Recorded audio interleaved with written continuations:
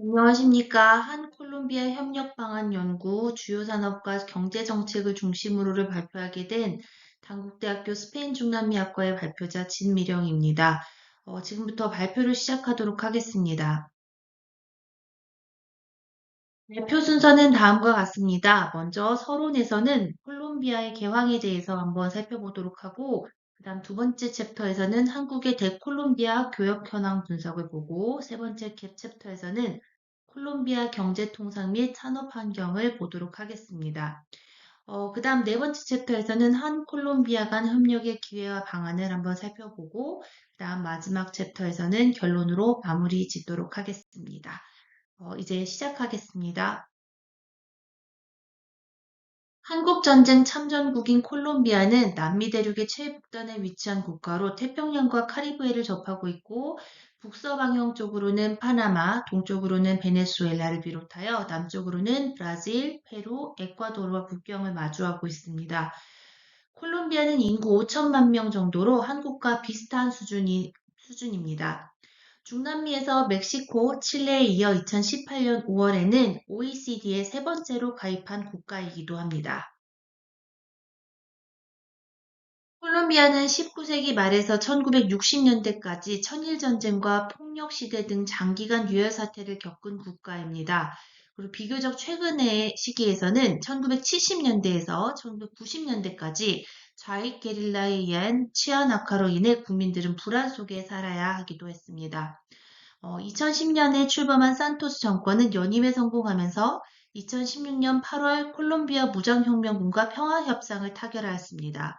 그리고 2016년 10월 평화협정의 최종 승인을 위한 국민투표에서 승인이 부결되자 정부와 무장혁명군은 평화협정 수정안에 재서명하면서 상원과 하원의 표결을 통해 당해 11월 최종 승인을 받게 됩니다. 그리고 6,803명의 무장혁명군 게릴라들은 유엔 평화감시단에 무기를 반납하고 무장을 완전히 해제하고 정치권으로 진입하여 정당으로 출범했습니다.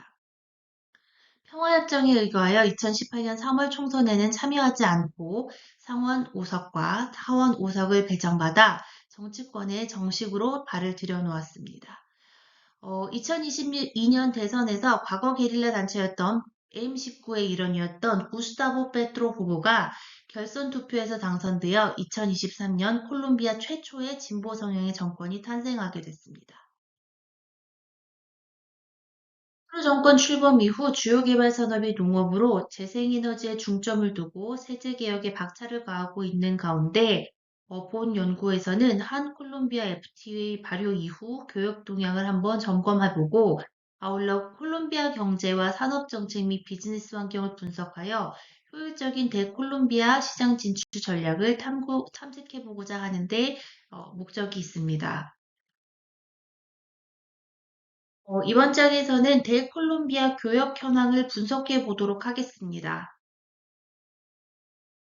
한국과 콜롬비아는 2019년 12월 FTA 협상을 개시하였고 2년 반 동안의 협상 기간을 거쳐 2012년 2월 최종 타결했습니다. 정식 설명도 약 1년여간의 시간이 소요가 되어 2014년 4월에서야 이루어졌고 협정의 발효는 유관업계의 반대로 인해 콜롬비아 의회에서 지연되었으나 2016년 7월 15일 정식 발효되었습니다. 이로써 자원부국이자 중남미 신흥시장이라 여겨지는 콜롬비아와의 FTA가 발효되면서 2004년 칠레, 2011년 페루에 이은 FTA 네트워크가 남미 최북단까지 확장되게 되었습니다. 양국과 체결된 FTA 발효로 한 콜롬비아 간 구역은 특혜 관세를 적용받고 있으나 한국의 대콜롬비아 수출은 기대한 만큼의 증가 효과는 보지 못했습니다. FTA 발효 이전인 2013년에는 13억 4천만 달러, 그리고 2014년에는 15억 달러, 2015년에는 11억 2천만 달러 규모의 실적에 비하면 2016년과 2017년의 수출 실적은 8억 달러대로 축소했습니다. 반면 콜롬비아로부터의 수입 규모는 FTA 발효 이전과 비교하면 2017년부터 큰 폭의 성장세를 기록했습니다. 2020년에는 코로나19의 영향으로 수출이 절반으로 줄어든 5억 9,300만 달러를 기록하여 전년 대비 마이너스 48.1%를 기록했습니다. 반면 수입은 상대적으로 소폭 감소하면서 6억 8,400만 달러로 전년 동기 대비 마이너스 4.8%를 기록하고 대콜롬비아 무역 수지가 900만 달러 적자를 기록하면서 1986년 이래 첫 적자를 나타냈습니다. 한국의 대콜롬비아 수출액은 2021년 8억 9,800만 달러, 2022년에는 9억 4천만 달러로 한국 총 수출액의 0.13%를 차지했습니다. 같은 기간 콜롬비아로부터의 수입은 7억 400만 달러와 8억 1,500만 달러를 기록하여 한국 총 수입에서 0.1%의 비중을 차지하는 것으로 나타났습니다. 한 콜롬비아 간 무역 수지는 2021년 1억 9,400만 달러와 2022년에는 1억 2,500만 달러 흑자를 기록했습니다. 한편 같은 기간 동안 한국의 대중남미 무역 수지 적자가 26억 2천만 달러와 61억 4천만 달러를 각각 기록한 것과는 다른 양상을 보이고 있습니다. 이번 장에서는 2022년 기준 한국의 대콜롬비아 수출 상위 10대 품목에 대해서 상세히 살펴보도록 하겠습니다. 수출 1위 품목으로는 합성 수지로 1억 3,200만 달러에 달하고 대콜롬비아 총 수출액의 14.3%를 차지하고 있습니다.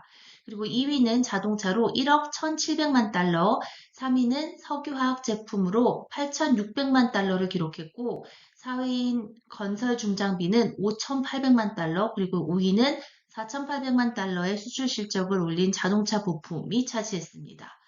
6위는 의약품이 3,700만 달러를 기록했고, 7위에서부터 10위까지는 타이어, 알루미늄, 아연 도강판, 윤활유 순으로 나타났습니다. 다음 표는 2022년 기준 콜롬비아로부터 수입되는 10대 주요 품목의 순위를 보여주고 있습니다. 콜롬비아로부터 가장 큰 규모로 수입된 품목은 유연탄으로 4억 달러로서 대콜롬비아 총 수입액에서 차지하는 비중이 49.3%를 차지하고 있어 광물자원 부국과의 교역 패턴을 볼 수 있습니다. 다음으로는 커피류가 2억 달러로 2위, 합금철은 6,920만 달러로 3위, 동계 및 스크랩이 5,510만 달러로 4위를 차지했고, 5위는 화초류로 2,550만 달러를 기록했습니다. 수입 품목 상위 6위부터 10위까지는 과실류, 알루미늄 개미 스크랩, 농약, 기타 농산 가공품, 무선통신기기 부품 등으로 나타났습니다. 앞에서 살펴본 바와 같이 콜롬비아로부터 수입되는 품목 중 유연탄, 커피, 합금철, 동괴 및 스크랩, 화해류 등이 절대적인 우위를 점유하고 있고 이 상위 5대 주요 수입 품목은 대콜롬비아 수입의 92.6%를 차지하며 에너지 광물과 농산물 비중이 절대적으로 높음을 알 수 있습니다. 다음 챕터에서는 콜롬비아 경제통상 및 산업 환경에 대해서 살펴보도록 하겠습니다. 콜롬비아는 2022년 기준 명목 GDP가 3,429억 달러인 세계 43위 경제 규모의 국가로 OECD 회원국입니다. 또한 라틴 아메리카에서 가장 개방적인 경제를 지향하는 국가들의 경제 블록인 태평양 동맹의 회원국이기도 합니다. 콜롬비아는 총 17개 자유무역 협정을 체결하여 발효 중에 있고 미국, 캐나다, 멕시코, 중미, 안데안 공동체, 남미 공동시장 메르코수르, 태평양 동맹 등 미주 대륙 대부분의 국가들과 FTA를 체결하였고 EU와도 협정을 체결하였으며 아시아 국가와는 한국과 FTA를 체결하여 2016년 7월부터 발효 중에 있습니다. 콜롬비아의 경제는 2018년 2.5%의 소폭 성장에 이어 2019년에도 3.3%의 성장을 이어갔습니다. 2018년에는 1인당 명목 GDP가 6,718달러에 달해 최근 수년 동안 가장 높은 수치를 기록했고 2019년에는 약간 하락하여 6,432달러에 머물렀습니다. 콜롬비아의 9%에서 10%에 달하는 이 높은 실업률은 경제 성장률에 큰 걸림돌이 되고 있고 2020년 코로나19 팬데믹으로 실업률은 15.9%까지 치솟았으며 실질 경제 성장률은 마이너스 6.8%를 기록했습니다. 21년에는 전년도 성장률의 기저 효과로 인해 10.7%의 성장률을 기록하여 실업률도 약 2% 내려간 13.8%에 머물렀습니다. 최근 8년간 콜롬비아의 수출입 동향을 살펴보면 2017년에서 18년에는 이전 2년 동안의 마이너스 성장에 따른 기저효과에도 불구하고 그런 양호한 성장세를 보였으며 수입 또한 2018년에는 동반 성장하여 전년 동기 대비 약 12.2%가 증가했습니다. 코로나19 팬데믹의 타격으로 콜롬비아의 교역은 전년 동기 대비 수출의 경우 마이너스 21.3%, 수입의 경우 마이너스 15.1%로 나타났습니다. 국제 원유 가격의 폭락과 콜롬비아 기업의 순이익에 대한 75% 세금 징수, 쿠바에서 개최된 정부와 콜롬비아 무장혁명군 간의 평화협상에 대한 우려, 투자와 소비 위축, 대외부채 상환의 어려움 등이 복합적으로 결부된 2015년에서 2016년은 콜롬비아가 겪은 고난의 시간이었습니다. 2015년에서 16년에는 수출이 각각 34.9%와 13%씩 감소했으며 수입도 15.5%와 16.8%씩 감소하여 무역 수지도 큰 폭의 적자를 보였고 마이너스 176억 달러와 각각 마이너스 176억 달러와 마이너스 133억 달러를 기록하게 됐습니다. 이후 2017년부터 무역 적자가 소폭으로 개선되었으나 코로나19 팬데믹 이후 2021년부터 수입이 전년 동기 대비 40.5%로 급증하면서 무역 수지 적자는 206억 달러, 2022년에는 308억 달러를 기록하는 등 만성적인 적자를 보이고 있습니다. 콜롬비아의 주요 산업별 2021년 기준 GDP 비중을 살펴보면 도소매업이 19.5%로 가장 많은 비중을 차지하고 있고 공공서비스는 16.7%, 제조업 12.7%, 부동산 9.3%, 농축산업 8.2%, 의료법률 등 전문업 7.4%, 광업 5.8%, 건설과 금융 각각 5.0%, 그리고 전기가스 수도 3.9%, 오락문화 3.1%, 정보통신 3.0% 등으로 나타났습니다. 콜롬비아 산업 환경을 요약해 보면 중간재 위주로 형성된 제조업의 특징으로 소비재의 생산 기반이 취약하고 섬유, 플라스틱, 자동차 조립, 타이어, 철강 등의 일부 제조업 기반도 갖추고 있습니다. 아울러 화훼, 커피 및 기타 농목 축업을 주축으로 한 수출 산업의 육성 정책을 강화하고 있는 상황입니다. 2023년 출범한 페트로 정권은 경제산업 분야를 석유와 석탄 수출 중심에서 농업과 재생에너지 산업 중심으로 재편하겠다는 대선 공약을 발표하였고, 이를 적극 추진 중에 있습니다. 정부의 집중개발 산업으로 농업 부문의 개혁은 2016년 제정된 콜롬비아 무장혁명군과의 평화협정에 근거한 농업정책 기반 활용을 강화하는 것을 그 내용으로 합니다. 그 내용은 먼저 토지 재분배에 관한 것으로 최종 평화협정에 수립된 농지개혁을 통해 토지 소유권을 활성화하는 것입니다. 정부 주도로 토지를 매입하여 불모지 및 경작하지 않는 비옥한 토지를 활용해서 농산물 생산 체인을 구축하고 농식품과 농산물에 대한 스마트 관세를 적용하는 것입니다. 농업 발전을 위한 현대화 기술을 개발하여 식품 생산과 공급망 확대로 이어지도록 비료나 소모품 생산을 위한 국내 제조 산업을 지원하게 되는 것이기도 합니다. 이러한 정부 주도의 농업 분야 발전 전략 실행은 영농 기술의 발전으로 이어질 것이며 콜롬비아의 농기계와 자재 등의 시장에 진출할 수 있는 기회 요인으로 작용할 것인 바 한국 기업도 농촌진흥청과 협업을 통해서 현지 진출을 적극 추진해야 할 것으로 보입니다. 다음은 한 콜롬비아 간 협력 기회와 방안에 대해서 살펴보도록 하겠습니다. 콜롬비아 경제 및 교역 등이 미치는 다양한 요인들을 수업 분석을 통해 분류하고 고찰해 보았습니다. 다양한 요인들 가운데 먼저 콜롬비아의 강점 부분들을 정리하고 분석해 보았습니다. 콜롬비아는 중남미 5위 규모 경제 국가로 5,200만 명의 인구와 중남미의 3위 내수 시장을 보유하고 있는 국가입니다. 남미에서 가장 개방된 친FTA 경제 국가로 시장 친화적 개방형 경제를 지향하여 총 17개의 양자 및 다자 간 자유무역 협정을 체결하였습니다. 아시아 국가들 가운데에서는 한국과 최초로 FTA를 체결하였고, 한국산 제품에 대한 신뢰도가 증가하여 자동차, 전자기기들을 많이 수출하고 있습니다. 이 항목들은 주요 수출 품목에 해당하는 제품들입니다. 또한 풍부한 천연자원과 생물 다양성을 보유한 국가이고, 역내 안정적인 경제 성장률과 풍부하고 저렴한 노동력을 보유한 국가이기도 합니다. 다음은 콜롬비아의 약점을 살펴보도록 하겠습니다. 어, 콜롬비아의 약점으로는 한국 입장에서 바라봤을 때 가격 경쟁에 불리하게 작용할 수 있는 중국산 상품의 수입이 급증하고 있다라는 점입니다. 그리고 또한 콜롬비아에는 비관세 장벽 요인이 존재하는 것도 있습니다.